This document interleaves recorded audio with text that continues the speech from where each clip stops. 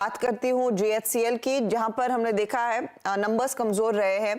आपको याद होगा नवंबर से वो सोडा ऐश प्राइसेस में ग्लोबली कुछ कटौती शुरू हो गई थी। क्या उसी का इम्पैक्ट है या फिर कुछ और? इस सब पर बातचीत करेंगे। और नंबर्स अगर मैं आपको फटाफट बता दूं, आय में करीब 27% की गिरावट, मुनाफा 50% कम होकर आया है। मार्जिन पर दबाव अक्रॉस द बोर्ड देखने को मिला है। मेरे साथ कंपनी के एमडी आरएस जलान अब जुड़ गए हैं। जलान साहब, स्वागत है आपका। ये एक कमजोर क्वार्टर सिर्फ आप ही के लिए नहीं, आपके कॉम्पिटिटर्स के लिए भी रहा है। तो क्या ये नरमी का सिलसिला शायद Q1 में भी रिफ्लेक्ट होगा? क्योंकि कुछ प्राइस करेक्शन जो सोडा ऐश की कीमतों में दिखा, आई थिंक उसका खामियाजा आप लोग भुगत रहे हैं।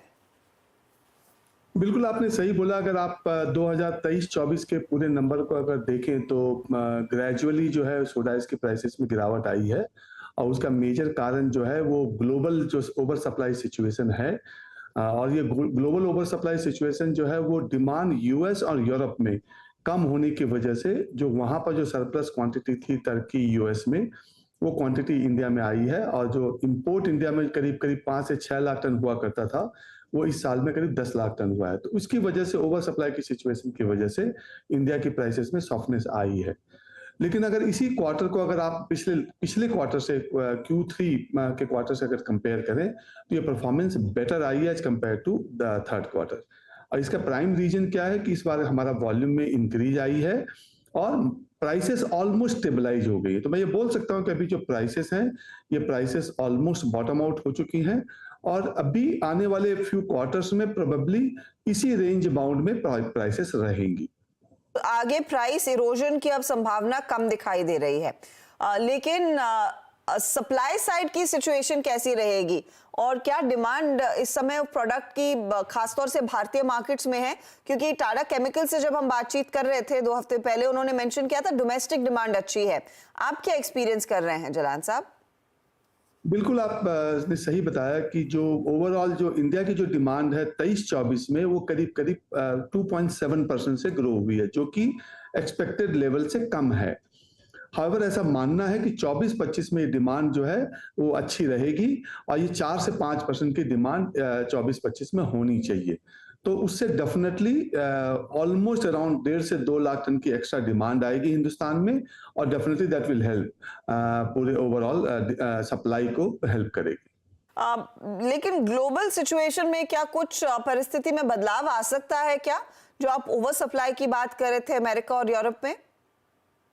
ये सारा डिपेंड करता है। एक तो जो पॉलिटिकल सिचुएशन अगर आप देख रही हैं वो इतनी अनसर्टेन है at this point of time कि इससे ये कहना बड़ा मुश्किल है कि अभी आने वाले समय में क्या होने वाला है।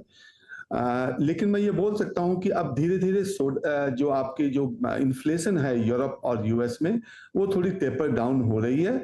तो आने वाले समय में श्योरली जो है ये सप्लाई जो डिमांड है उसमें रिकवरी आनी चाहिए इन दोनों मेजर मार्केट में और डेफिनेटली इससे जो है बेटर सिचुएशन होनी चाहिए। तो इस समय क्या आप FY25 पर कोई आउटलुक दे पाएंगे जलान साहब कि कब तक वो रिकवरी देखने को मिलेगी? आपके फिर निवेशक उस लिहाज से भी मेंटली तैयारी करें। देखिए लॉन्ग टर्म के अगर हिसाब से मैं बोलूं तो सोडा ऐश का जो फ्यूचर है बहुत ही अच्छा है। उसका कारण 2-3 है। पहला, जैसे कि सोलर का, जैसे मैंने पहले भी बताया था कि सोलर का जो ग्लोबली जो टर्न अराउंड हो रहा है वो काफी मैसिव हो रहा है और ऑलमोस्ट अराउंड 63 मिलियन से 80 मिलियन की डिमांड में ग्रोथ होगी। और मेरा ये मानना है कि आने वाले 2-3 सालों में इसकी वजह से जो सप्लाई की जो टाइटनेस है वो देखने को मिलेगी। तो लॉन्ग टर्म के हिसाब से तो मैं बोलूंगा कि ये सिचुएशन बनती है। लेकिन अगर मैं शॉर्ट टर्म के हिसाब से अगर 24-25 की अगर बात करूं तो मेरे विचार से अभी ये बॉटम पे है प्राइसेस और बॉटम पे है ये डिमांड सिचुएशन। यहां से थोड़ी रिकवरी होनी चाहिए, बट कितनी होगी ये भी कहना बड़ा मुश्किल है। कितनी और कब तक होगी ये भी कहना यस मुश्किल रहेगा। क्या सेकंड हाफ बेहतर होने के आसार है जलान साहब? मैं अगेन जैसे मैंने बताया कि ये कहना बड़ा मुश्किल है, बट यस हम होप कर रहे हैं कि सेकंड हाफ में थोड़ी सिचुएशन बेटर होनी चाहिए। मार्जिन्स भी इस बारी काफी कॉन्ट्रैक्ट हुए। आई एम अज्यूमिंग वो प्राइस करेक्शन का इम्पैक्ट है, लेकिन यहां से आगे फिर ये 30% के मार्जिन क्या FY25 में मुश्किल लग रहे हैं आपको? बिल्कुल 30% की जो EBITDA मार्जिन है वो अभी इस साल में 24-25 में तो आपको देखने को नहीं मिलेगी। जो आपको अभी जो फोर्थ क्वार्टर में जो मार्जिन मिली है उस मार्जिन के आसपास 1-2% प्लस माइनस के आसपास में रहनी चाहिए।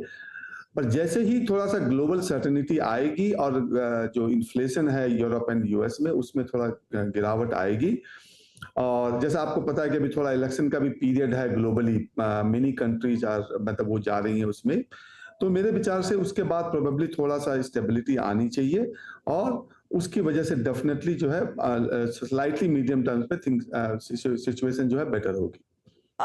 मेरे को एक चीज बताइए, क्योंकि आपका इस पर्टिकुलर क्वार्टर में थोड़ी सी वॉल्यूम ग्रोथ रही है, तो क्या वॉल्यूम ऑफसेट कर पाएगा दूसरे प्रेशर्स को, और शायद इसे डोमेस्टिक कॉन्टेक्स्ट में फिर पढ़ना चाहिए?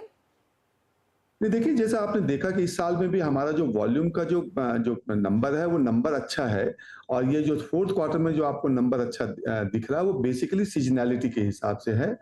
फोर्थ क्वार्टर जनरली जो है वॉल्यूम्स बेटर होते हैं, प्रोडक्शन भी बेटर होता है, डिमांड भी थोड़ी बेटर होती है। तो आने वाले समय में जैसे मैंने बताया कि डिमांड की ग्रोथ भी 4 से 5% की दिखती है, तो उससे डेफिनेटली थोड़ा वॉल्यूम में एक अपने को इजाफा देखने को मिल सकता है। सर, आपके इनफैक्ट कुछ ग्रीनफील्ड प्लान्स भी थे, उसका एक अपडेट दे पाएंगे मुझे कि वहां पर स्थिति क्या है, किस तरह के और इन्वेस्टमेंट्स होंगे गिवन द करंट एनवायरनमेंट? देखिए हम लोगों ने अभी 3 प्रोजेक्ट हमारे मेजर हैं जो कि हम लोगों ने स्टार्ट किए हैं। उसमें 2 प्रोजेक्ट तो जो हमारे एग्जिस्टिंग लोकेशन है उसमें जो है हम इन्वेस्ट कर रहे हैं। एक तो हमारा वैक्यूम सॉल्ट का प्रोजेक्ट है जो कि अंडर इम्प्लीमेंटेशन है, और होपफुली जून 2025 में उसकी शुरुआत हो जाएगी। तो वो एक अच्छा हमारा बास्केट एक्सपेंशन होगा, प्रोडक्ट बास्केट एक्सपेंशन होगा। दूसरा, अभी हमने लास्ट मींस यस्टरडे हमारे जो बोर्ड मीटिंग में हमने उसमें प्रोजेक्ट अप्रूव बोर्ड ने किया है, जो कि ब्रोमीन जो हमारे अभी जो एग्जिस्टिंग सॉल्ट फील्ड है वहां पर हम ब्रोमीन का प्रोजेक्ट लगा रहे हैं, वो भी जून जुलाई 2025 में स्टार्ट होगा। तो ये 2 प्रोजेक्ट जो है नियर फ्यूचर में आपको देखने को मिलेंगे। एक प्रोजेक्ट हमने पिछले साल कंप्लीट किया था, उस प्रोजेक्ट की अपने को बेनिफिट इस साल में दिखेगी, वो सोडियम बाइकार्बोनेट की है, क्योंकि फ्लू गैस के ट्रीटमेंट में बहुत सी पावर कंपनियों ने उसको यूज करना चालू कर दिया, तो उसमें डिमांड ग्रोथ अच्छी इस बार देखने को मिलेगी। जहां तक आपने ग्रीनफील्ड प्रोजेक्ट के बारे में पूछा, उसमें हम पिछले क्वार्टर से क्लोजर टू द सिचुएशन है। कई सारे अप्रूवल हमको मिल गए हैं, कुछ अप्रूवल अभी बाकी हैं, होपफुली वो इस क्वार्टर में मिल जाएंगे हमको, और मेरे विचार से इस साल उसकी फिजिकल एक्टिविटी उस प्रोजेक्ट के इम्प्लीमेंटेशन की चालू हो जानी चाहिए। तो फिर मैं ये क्या ये मैं सही समझूं कि आपने जो इन्वेस्टमेंट करना था वो लार्जली हो चुका है, अब इस करंट एनवायरनमेंट में जहां पर वैसे भी मार्केट में प्रेशर है, आप ज्यादा इन्वेस्टमेंट अभी नहीं करेंगे? नहीं, ये जो ग्रीनफील्ड का प्रोजेक्ट है जो कि हमारा बड़ा प्रोजेक्ट है, इसमें जो इन्वेस्टमेंट है वो इस साल में थोड़ी होगी 24-25 में, और लेकिन इसकी जो मेजर इन्वेस्टमेंट है वो 25-26 और 26-27 में होगी। और इस साल में इसका जो टोटल प्रोजेक्ट कॉस्ट है हमारा करीब 4,000 करोड़ रुपया, उसका करीब करीब मेरे विचार से 15% के आसपास का इन्वेस्टमेंट इस साल में होगा 24-25 में। रफली वो कितना इन्वेस्टमेंट होगा सर? 15%, 15% इस साल में होगा, 4,000 करोड़। 4,000, ओके, ठीक है। बहुत बहुत शुक्रिया जलान साहब, and good luck. Hopefully market थोड़ा बेहतर करे और आपकी बिजनेस में भी वो टर्न अराउंड देखने को मिले। क्लियरली सोडा ऐश कंपनियों के लिए ये क्वार्टर थोड़ा सा पेनफुल रहा है। बहुत बहुत शुक्रिया हमारे लिए समय निकालने के लिए, and good luck to you. Thank you. तो जीएचसीएल का मैनेजमेंट डिटेल देता हुआ कि स्थिति क्या है, लेकिन एक बड़ा पॉजिटिव उस पूरे इंटरव्यू से ये निकल कर आ रहा है कि सोडा ऐश की प्राइसेस में जो प्रेशर था वो बॉटम आउट हो चुका है। यहां से आगे और करेक्शन का अनुमान नहीं है, वो एक अच्छी चीज है। चलिए, इस बीच हिंदुस्तान जिंक 10 रुपए प्रति शेयर का डिविडेंड का ऐलान हुआ है। आई थिंक नंबर्स भी वो हाईलाइट हम करेंगे, लेकिन फिलहाल लेते हैं एक ब्रेक के बाद फटाफट लौटेंगे।